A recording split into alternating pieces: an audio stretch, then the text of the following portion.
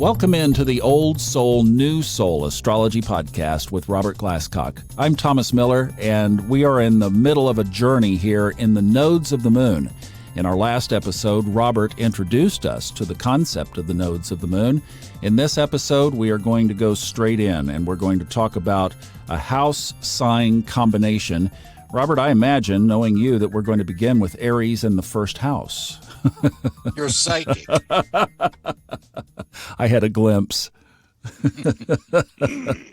It's always great to be back, Thomas, and I so appreciate how you conduct these podcasts because you're really a good astrologer on your own, which is wonderful in anybody. And I love how you've used it in your own life. And I really appreciate your having me on to do these. We're going to start today with the North Node in the first house or in Aries. And as you listen to these podcasts on the moon's nodes, you will have your own moon's nodes in a particular sign axis and a house axis. So you'll want to pay attention particularly to two of these series of podcasts. Today, we're going to talk about the North Node in the first house or in Aries, which means that the South Node is in Libra or in the seventh house. Now, I mentioned the last time about this existential conflict underlying this life, which is shown by the moon's nodes axis. With somebody with the North Node in the first house or in Aries and the South Node in the seventh house or in Libra, the existential conflict shown by the nodal axis underlying this life is in one-to-one relationships, including your closest friendships, as well as marriages, collaborations, business partnerships, and so on.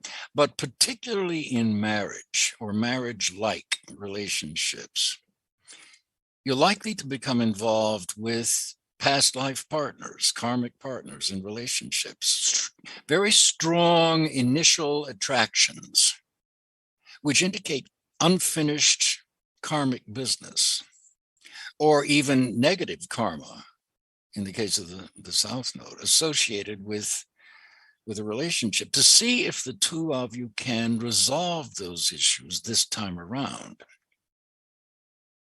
So with the nodal axis in the first and seventh, or Aries and Libra, you are meant to express, especially with the North Node in the first or in Aries, you are meant to express leadership and self-confidence and independence and individuality and originality and even brilliance. But the challenges come in giving relationships equal time and respect without sacrificing your own self-development and fulfillment in codependent relationships. So on its most simplistic level, this placement of the nodes on the Aries Libra first seventh axis can attract dependent partners. If you have the North Node in the first or Aries, it can attract dependent partners who are secretly looking for somebody to take care of them. They're looking for a parent figure as much or even more, maybe, than a co-equal mate. Or they're looking for you to raise them up a notch in society, or to help them overcome psychological or vocational or financial or even physical problems. There can also be vastly different educational and cultural backgrounds, or differences in national or racial or religious origins, or different levels of ambition. Now, these can be overcome, but not without a lot of conscious effort and honest communication between both parties.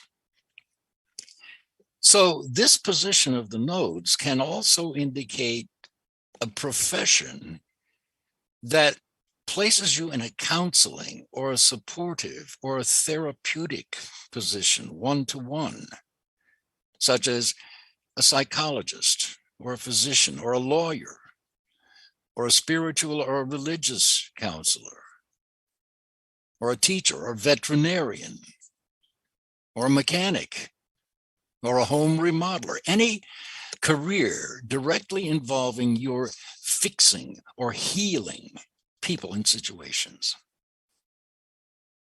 Now, with this North Node in Aries or in the first house, you might be accused of being selfish. You're very likely to hear this throughout your life. And it is true that your focus in life is on self-development and being all that you can be. But with the South Node in Libra or in the seventh house, your karmic lessons involve trying to figure out how to balance love and marriage and other people's needs for mutual respect and compromise with your own consuming and changeable goals for self-fulfillment. You're also highly idealistic, highly romantic with a capital R, but not necessarily always realistic. Highly idealistic. Nobody and nothing is ever completely perfect, including you, or a mate, or a job, or a career. So with this position, you may expect too much, too soon, for too little effort. There's an old cliche that goes along with this configuration, Thomas. Love in haste, repent in leisure. And that kind of encapsulates this position's tendency to have strong attractions and enthusiasms for a person or a goal, only to abandon them later when everybody's faults and challenges or shortcomings become evident. Just abandon, rather than working things through or sticking around for therapy or negotiations and compromising and so on. So the grass is always greener on the other side of the fence also can go along with this, and that can ultimately lead to these people learning to live alone and love it. Now, if we reverse this and you picture the South Node in Aries or in the first house and the North Node in Libra or in the seventh house, look at the difference. With the South Node in Aries or in the first house, the codependency comes from you rather than the other. And that can ultimately push people away if you're unaware of it.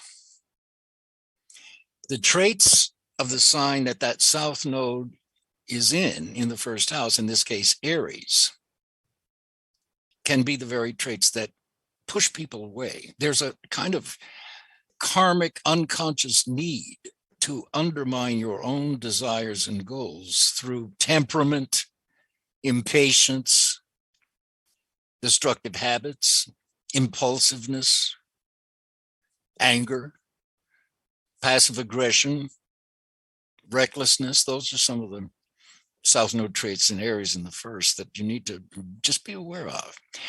It's an indication that your own ego has been devalued or ignored or beaten down in some significant way in childhood and development, with the result that your attempts to express your ego needs may come across as inappropriate or pushy or bullying or manipulative or threatening or needy. So some people with this position of the South Node in the first or in Aries become totally self-effacing, really, constantly telling themselves they're not good enough, they're not talented enough, they're not rich enough, they're not powerful enough or good looking enough, and so on. Even sometimes taking it to the point of just wanting to not be noticed or stand out. And such an overwhelming self-consciousness like that can block their desire to thrive and to win. Now, the positive side of the North Node in Libra, or the seventh house, is the gift gift that it potentially gives you for a real aptitude for teamwork and collaboration, especially in connection with enterprises or projects or vocations that are connected with the public's welfare in some way.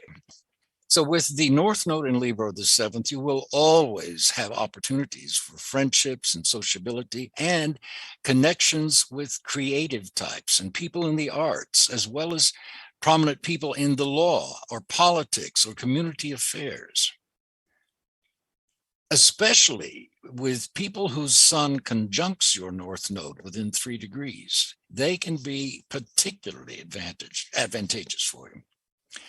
So people born with the South Node in Aries or in the first house may sometimes tend to go it alone and pass up opportunities for growth simply because they are too focused on their own personal survival, created, of course, by those South Node in Aries traits that they haven't been aware of until maybe they hear them through astrology. So the moon's nodes on the Aries Libra 1st 7th axis describe the existential conflict underpinning the entire structure of this life when you think about it. And these archetypes will be there throughout your entire life, even though they can evolve through conscious understanding of transits over them and solar arcs.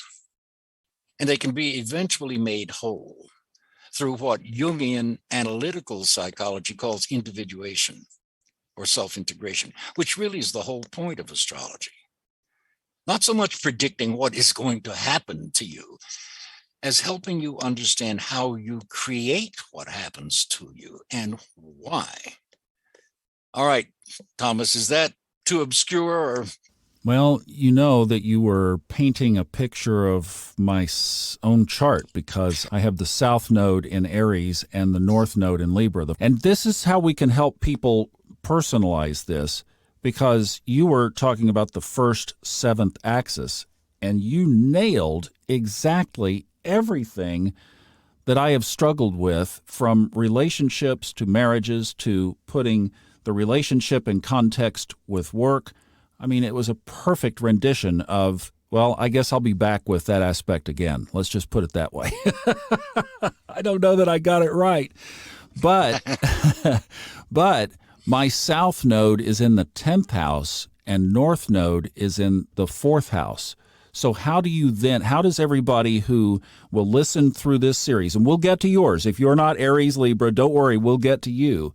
But as everybody listens to this for themselves and then they think about where the nodes are in their own chart, how do they overlay that over the macro that you just created for us?